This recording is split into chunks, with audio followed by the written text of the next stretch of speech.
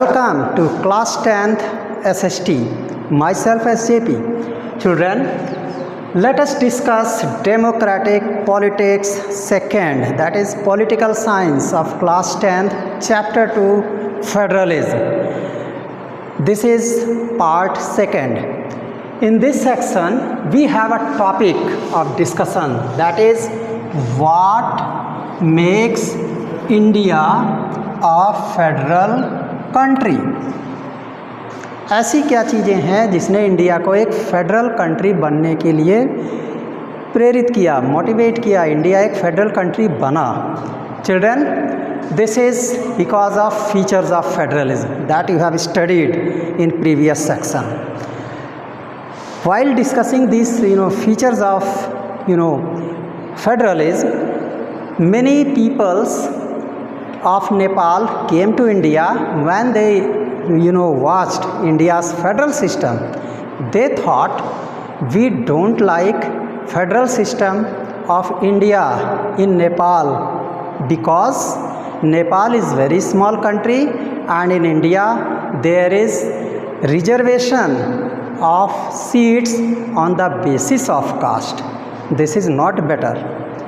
But and many other people argued that it is better for the Tarai region of Nepal because there was monarchy rule and king has his own autonomy. So he thought that if federalism is cultivated in Nepal, then the autonomy of king can be checked.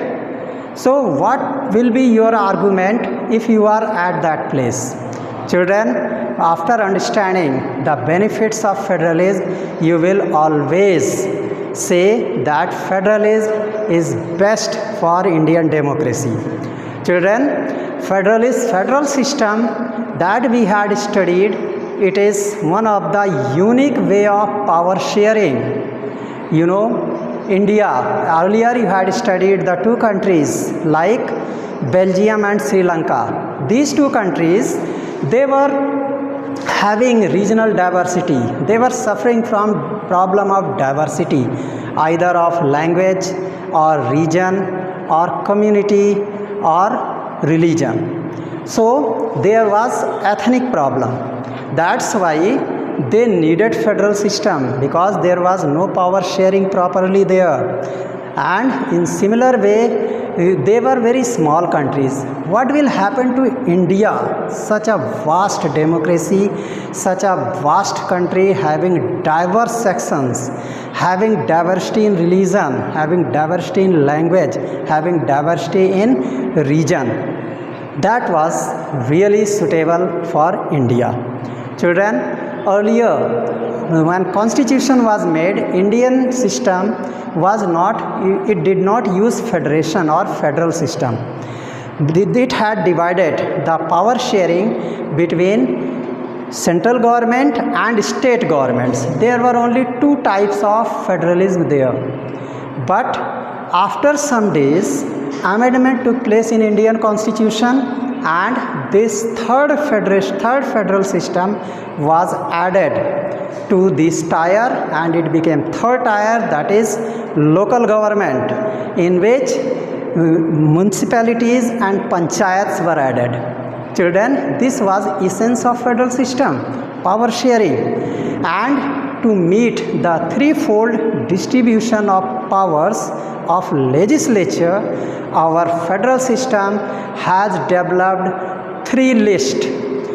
One of them is union list, another is state list, and third one is concurrent list. Children, union list contains the subject of national importance. What are those subjects? Let's take one by one. Defense system, Indian Army, Indian Navy, Indian Air Force. Foreign affairs, national policies related problems, import-export system, our trade with other countries that relates to foreign affairs. Banking, banking system, that is the backbone of national economy. In banking system we save our amounts, we save our earnings, and even lot of transactions online, offline, or via internet, that takes place through banking system, and it is important for whole nation. That's why it is included in union list. Then we have got communication and currency. Communication is also important for whole nation, and currency is required to everyone. That's why these subjects are for national importance and are you can say they are coming in union list. Then you have got state list. Subjects of state means those things which is related to a state, such as police, state police, trade, state trade, then commerce, that is you can say commodities, exchange of commodities and various other things. Then you have got agricultural activities in a state, so, and later on irrigation system. For all these subjects, state governments are authorized to make laws without any consultation with the whole country or any others. Children, the third list is concurrent list.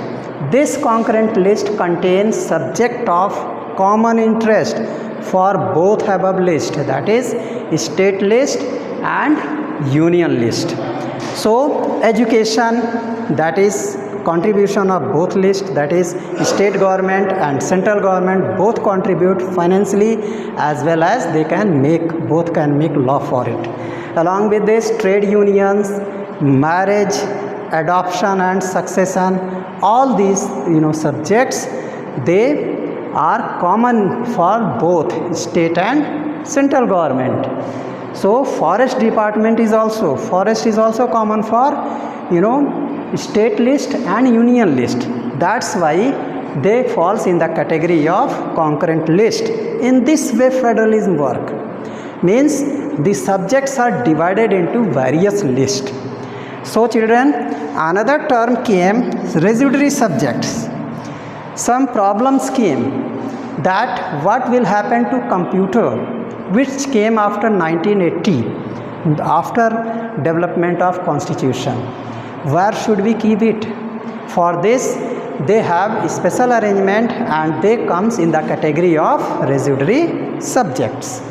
So computer softwares and advanced technologies which are now going to be invented, or you can say another programs, space programs, they comes in residuary subjects. Children, we have observed the successfulness of this federal system in India, because it is a diverse country, but still it is successful. But it has some problems in the countries holding together federation like India. Because of federation, some units or some section, they enjoy extra benefit because of this federal system, but it can be eliminated by proper checking.